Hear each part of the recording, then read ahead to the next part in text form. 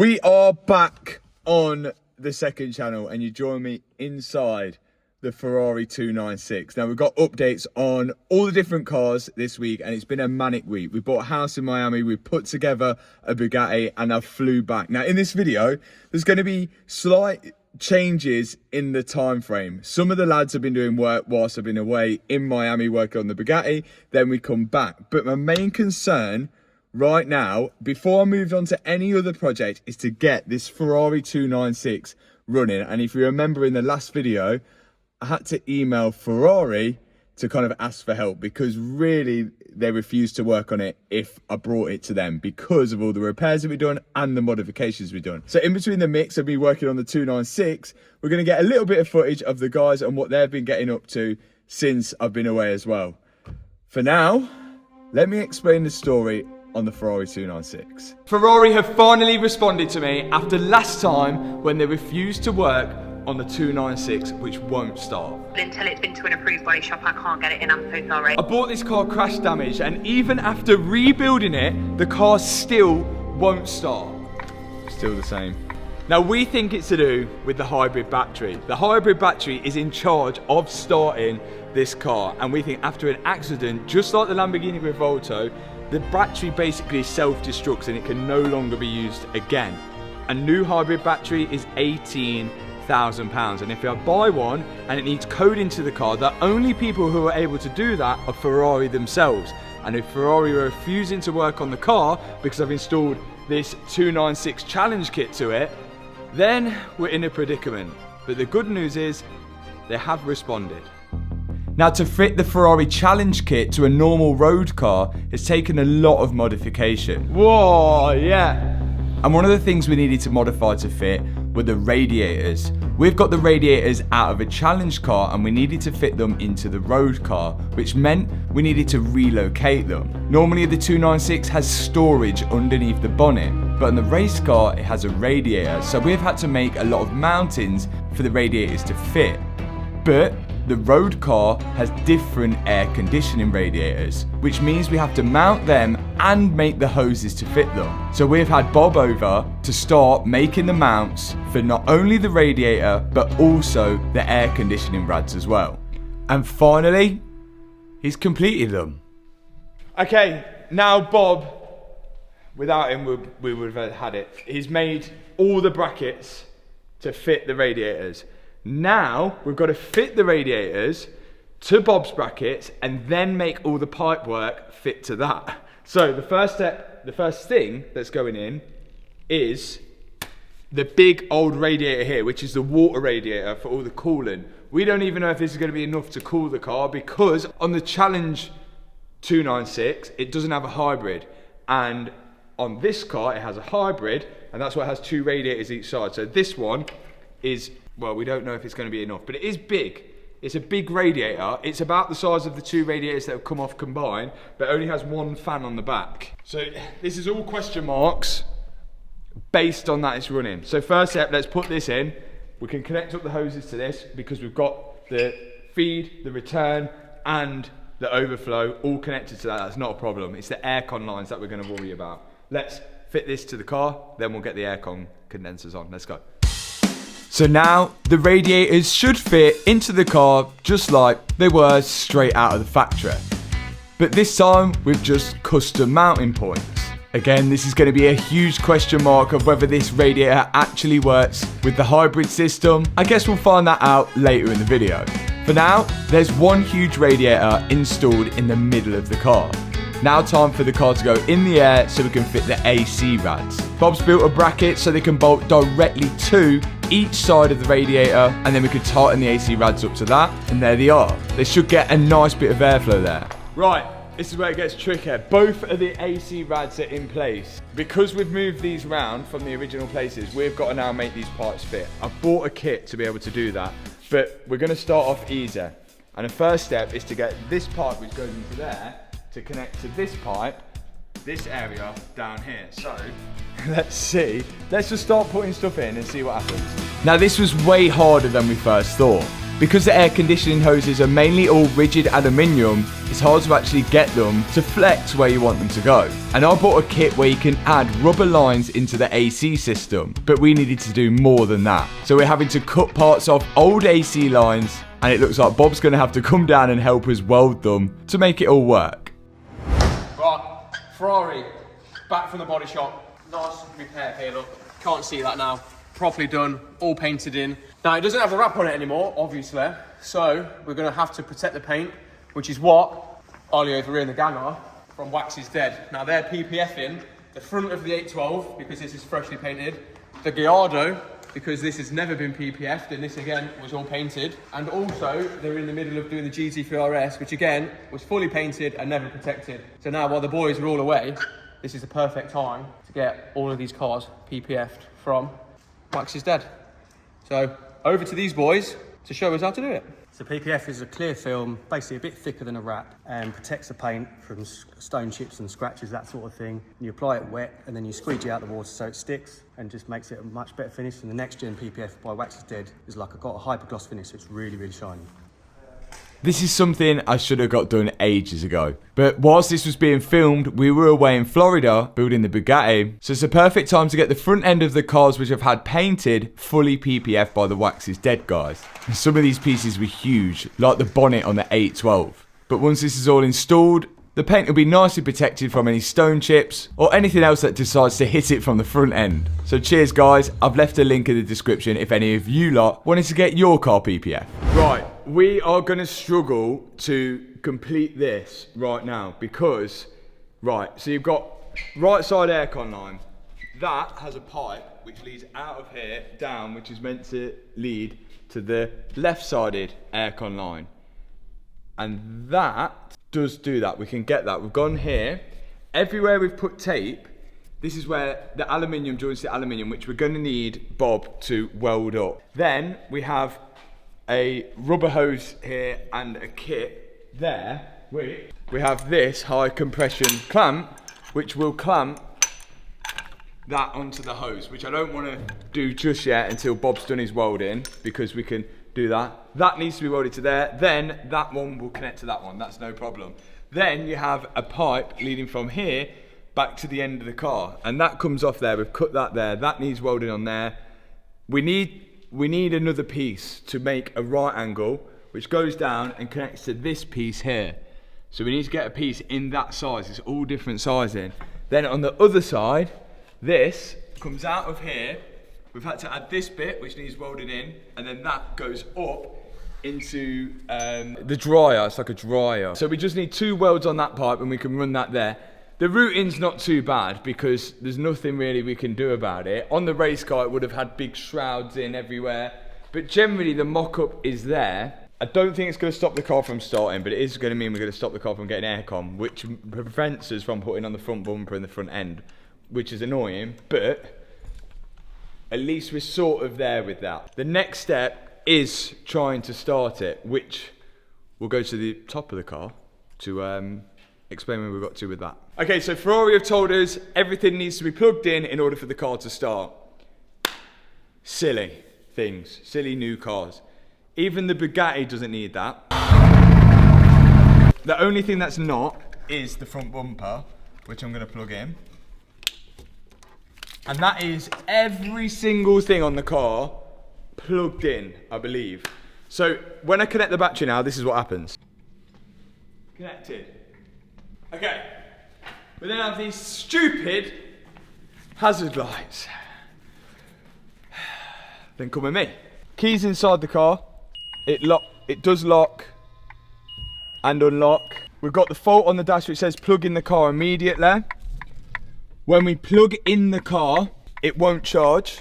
The battery won't charge when we plug it in. Doesn't like it at all. Now the hazards, Dips has said he can get these hazards off and he's told me how to do it, but I don't know whether it's true. We were going to find that out. So he said left, wait 5 seconds. Right, wait 5 seconds. Left. He's pranking you. I think he's pranked, isn't it? Yeah, this is a prank. It was like left, right, left, something or other. Did you ever play GTA back in the day and you said to your mate, oh yeah, it's this cheat code, and what you do, press up, down, left, right, turn around, touch your head, you get unlimited money? That's what he's trying right now, but he ain't got the cheat code, has he? No. Yo, quick question for you. Yeah. What is the code to get the hazards off the Ferrari? So what you do is indicate. Toilet. He's got a sensor in his toilet. What a guy! Have you just took this phone call while having a number 2? Oh my God, this is carnage. So you press the indicator right once. Yeah. Wait 5 seconds. Press the indicator left once. Wait 5 seconds, and then do that 3 times. And then on the 4th time, you should be on indicate right. And then when you do that, the hazard should turn off and the dashboard should light up. Dips, are you pranking us? No, genuinely. Oh gosh. Oh, not my light's gone up again. Here it is. This is the one thing that's been missing from the full CT carbon kit on the car. Obviously, we fitted the diffuser, side skirts, front splitter, looks banging.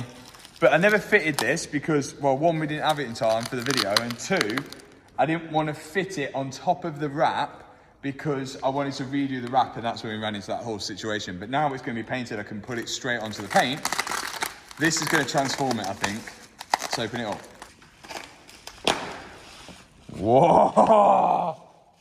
This is going to look crazy. Here's the other bit. Oh, just leave it like that. Yeah. Whoa, that is crazy. That's sick. Let's get the Mansory glue out.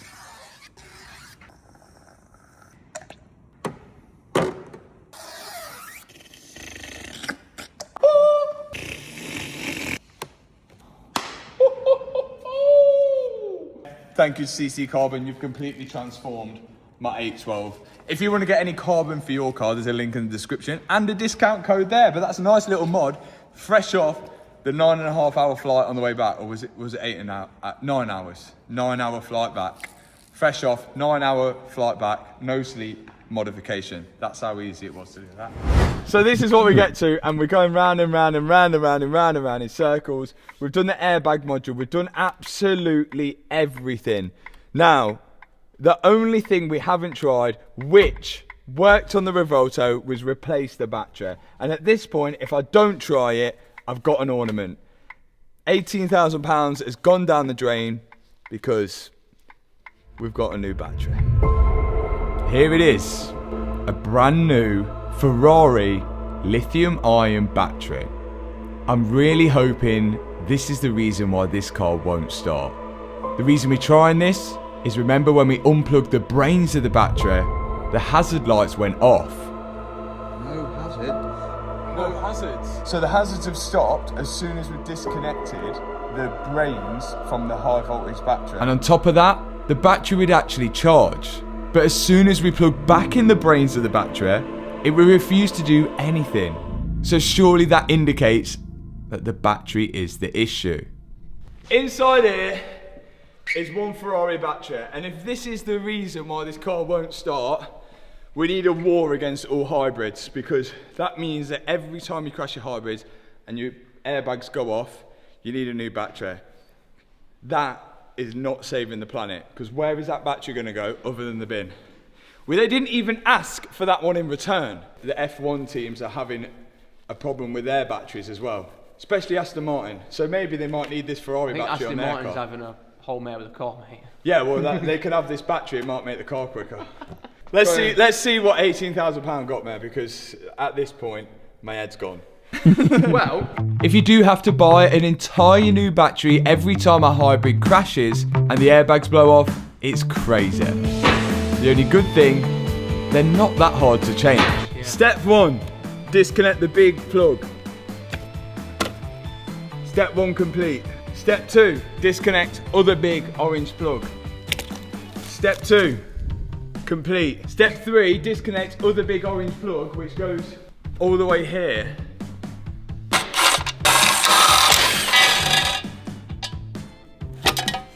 Step 3, complete. Step 4, swaz all of this off. the hybrid battery is located just behind the back seats, whereas on the Revolto it was the full length of the car. And this battery is actually smaller than the Revolto, but kicks out more power than it. As time goes on, the batteries are going to get smaller and more powerful. Step 4 is we need to remove this boomerang, because this boomerang is stopping the battery from coming out. So in order to move the boomerang, there's a lot of things we need to disconnect, like the wire from the TPMS module, which does end up going up there. We need to disconnect these two 8mm. And then loads of these bolts can be disconnected and the boomerang will come down. But because the technology in these batteries move on so fast, I think that's why lots of these hybrids devalue so quick. Because who wants an old one if the new one is 10 times better? Right, everything's disconnected. Orange wires of death disconnected. The brain disconnected. The other thing, which I don't know what it is, disconnected. The ground wires disconnected. The two coolant lines which run to it to cool the battery down disconnected. The ground wire disconnected.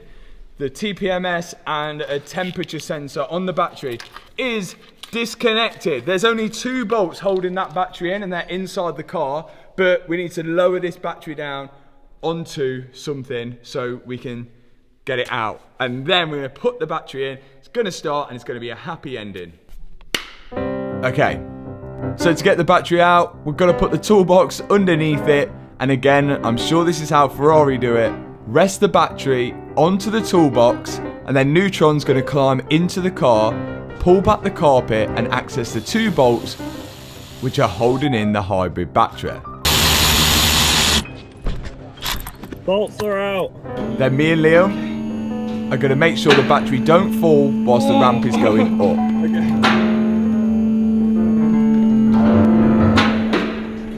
There we go. 1 dud battery out, we think. Classic Land Rover problems now. We've just noticed a big oil spillage. There, all around this. And when we looked under this, oil is coming from it. I don't know where it's coming from. It's wet, like all around that area, which could just be like a spillage of someone topping up the oil. But we have evidence of previous mechanic in here. Whose that's that? We need to find out where the oil's coming from. So it could be from the engine, normally. Just go to the ramp and find out where it's coming from. This is going to be stinker. It would be the easiest thing if it's coming out around the oil filter. I'm just giving it a spray with brake cleaner. I'm just going to see if any oil comes back from it. It looks like it is coming out, look. Yeah, it's just seeping out the oil. This could be the easiest fix in the world. So there's a seal around the oil filter housing. Yeah, look, it's just immediately coming back. Spray it away. Right, that's going to be the first step, I think.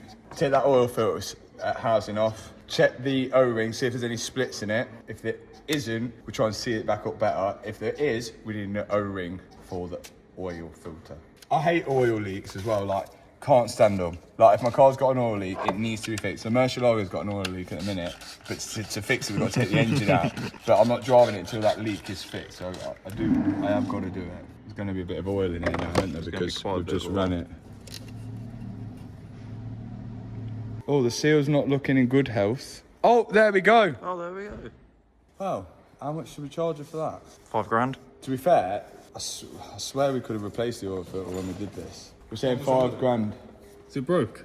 Oh, seal's perished. What would Land Rover charge? Well, it's going to be 5 days in to diagnose, Yeah. 6 days to get the part, and then 7 days to finish it all. So probably like 6-7 grand. It's like he's a 16-year-old child. It's an old seal for sure. Yeah, look at that. Yeah. That's proper perished. That's definitely not been replaced. Oh. In fact, I don't think it's even on the right bit. Is it meant to be on that green moved. bit? I think it's meant to be. Yeah, it's meant to be on there. Yeah, it's meant to be on there, and it's slid down. Is that why it's broke? Because it's stretched? Yeah, slightly it's probably, wider? Yeah. But this is definitely an old seal. That is like rock hard. MC Perish. Right, we'll ring like Euro Spares up or something now. Get one of them, because we can have it fixed and out of here in a day and make about 6-7 grand, so we should be all right. New oil filters here. We might as well whack in the new one whilst we've got it, eh? There's the old one. Where's the seal? There it is. Okay. Old one back in there. New one going in. Seal. Just lube it up a bit, eh?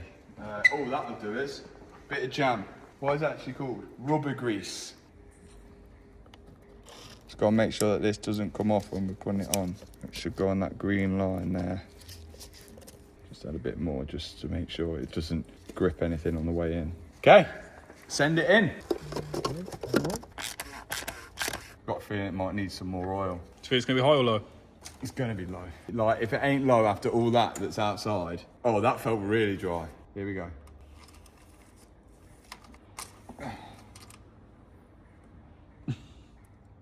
Yep. It's on the dipstick at least. Yeah, it is, it's on there. I remember it only took like 5 litres or something, didn't it? Whee. It's in. Do you reckon it needs any more? You don't want to overfill it though. No, that would be a problem. Normally, like, if it's on the bottom of the dipstick, it's like a litre. About a litre, isn't it? And I think it only took like 6 litres or something, or 7. Oh my days. Now for the real one. The MVP. We hope. Right. Straight in. Back onto that and straight in. Yeah.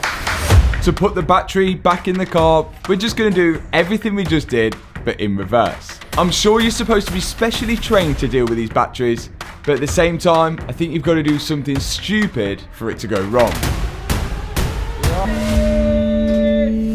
Battery joins to the car. No special tools required. Now, just time to connect everything back up underneath the car and make sure everything's plugged in, because when we finish this and we connect the 12-volt battery up, it should be time to start it. It's going to start. Is it on? It's going to work. The battery is on. Everything is plugged in as far as we know. There's no coolant in the engine because we haven't put that in yet, but that's not going to stop it from starting.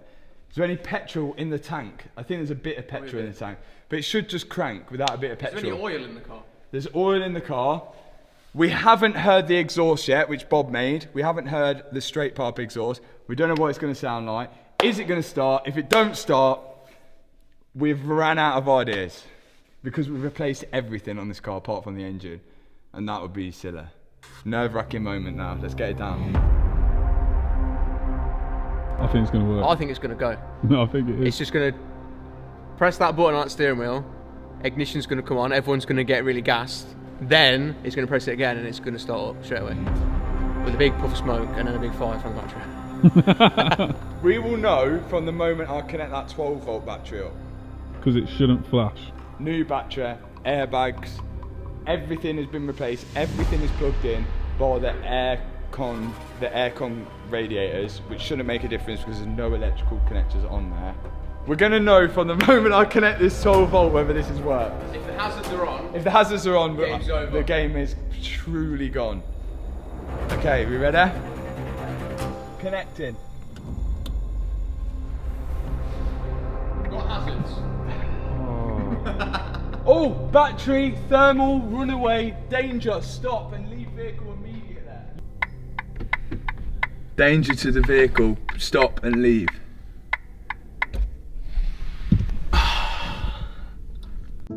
No progress. The only thing we could think bringing that light on the dash is that there's no coolant in the car. So now I'm pouring coolant into the engine side and the battery side. Okay. See what happens again?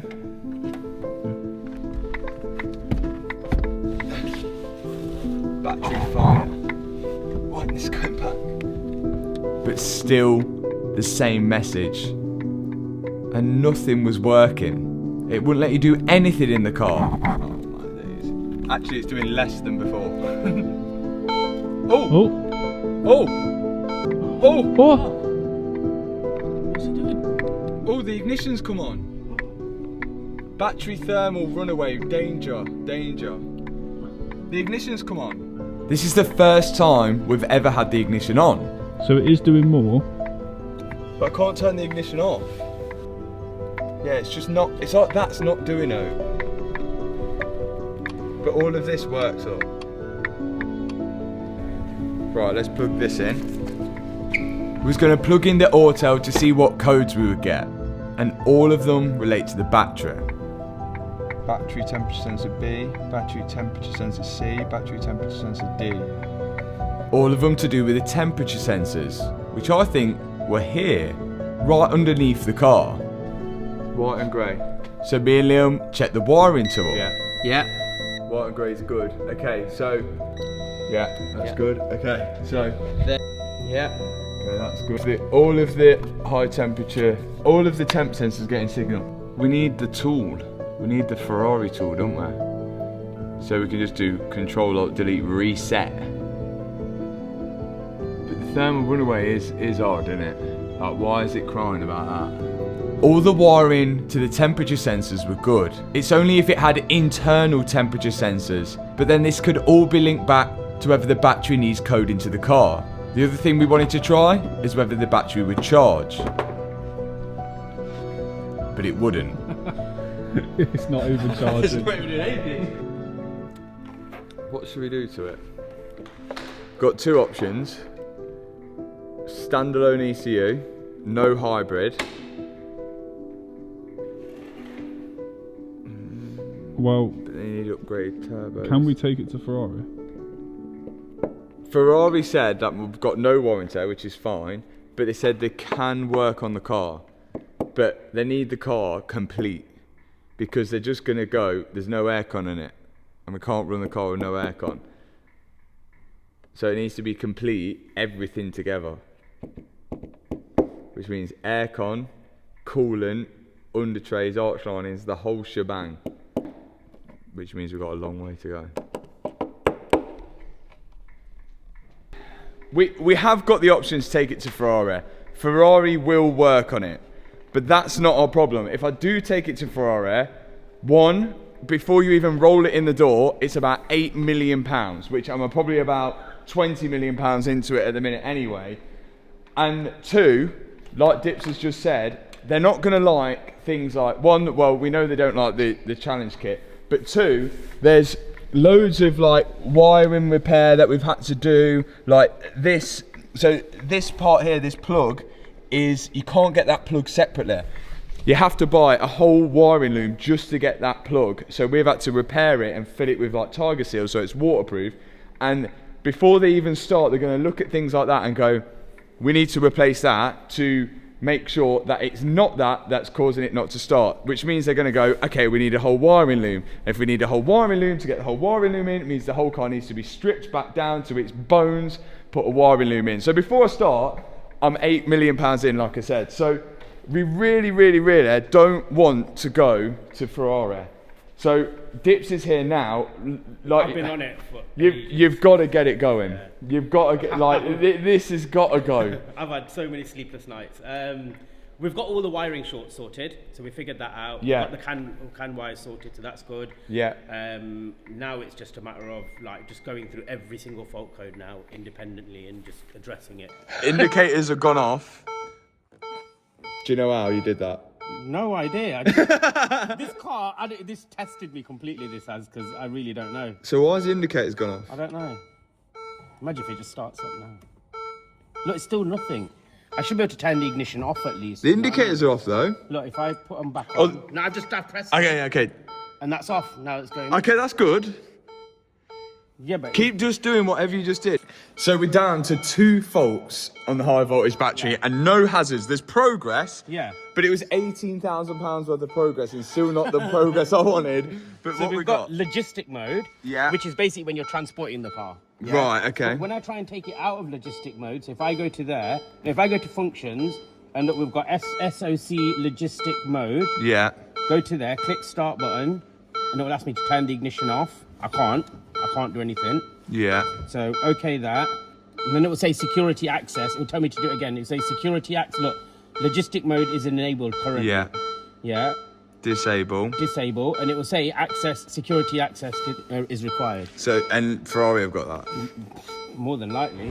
Which now brings us to here. We've made a bit of progress, but not enough to get the car started. The hazards go off sometimes, randomly. The ignition goes on, but can't turn it back off. The car thinks it's going to set itself on fire, but it doesn't set itself on fire. We think we need the tool which Ferrari talked to the car with. It's called like Leonardo or something like that. It is around £20,000 to £30,000 if I was going to buy it. And if I bought it, I still don't know whether I'm going to know how to use the car. And there's things on that whether if I try and do something to the car, I may need Ferrari's authorization, like a code to do that. So it could be completely pointless. But if I take this to Ferrari, they might even charge me £20,000 to £30,000 to get it running. Highly doubt it's all going to be labour. But like I said, like I mentioned, if they do think that they're going to have to replace the whole wiring loom because of one plug, which is crazy, then it could cost me £20,000 to £30,000. So right now, I can't believe it, but a Ferrari 296 is the car that's defeating me. The Bugatti I thought was going to be the hardest one, but I'm £18,000 deep in a new battery, which I may have not even needed. But it's wounded. I didn't want to post this video until I got the car started. But the good thing about YouTube and the good thing about everything that I've done on this channel is that it's real life. Like, things happen which don't go to plan, and you guys will feel the same pain and the same frustration as what I'm feeling right now. If this car started in this video, good, but I think it kind of shows a false narrative of how frustrating and how hard this Ferrari has been to get on the road and get rebuilt. Maybe we're missing something, but everything on this car I think is good enough to start. And I've worked on so many different cars. It's absolutely, this is proving to be one of the hardest. And from this point onwards, we're going to say no hybrids, but I will make an exception to P1s, 918s, LaFerraris. That's it. And I know what all you guys are going to want to know is when is the next Bugatti Per Sport video. And as I mentioned from the start, these aren't going to be videos every single week. We can't just get the parts in one hand and then fit them with the other. We're having to make them, source them, find them. And the longer the build goes on, the harder it's going to get. Of course, we need to be able to make the radiators or repair the radiators at the minute. We need the interior doing. We're waiting for a few airbags. But once we've got enough to go over there and work on it and build it back together, get it running, started, up to temperature, the video will be out. But it's looking at about 3, maybe 4 weeks until the next video. But just because there isn't going to be a video on a Per Sport doesn't mean there isn't going to be a video on the Bugatti. And in the meantime, between now and next week, remember the Call Out Boys hoodies are all in stock on the HWBT website, and there is a sale on at the minute. And with that said, thanks so much for watching the video. If you enjoyed it, hit the subscribe button, hit that thumbs up button, and I'll see you on the main channel next week. Peace out.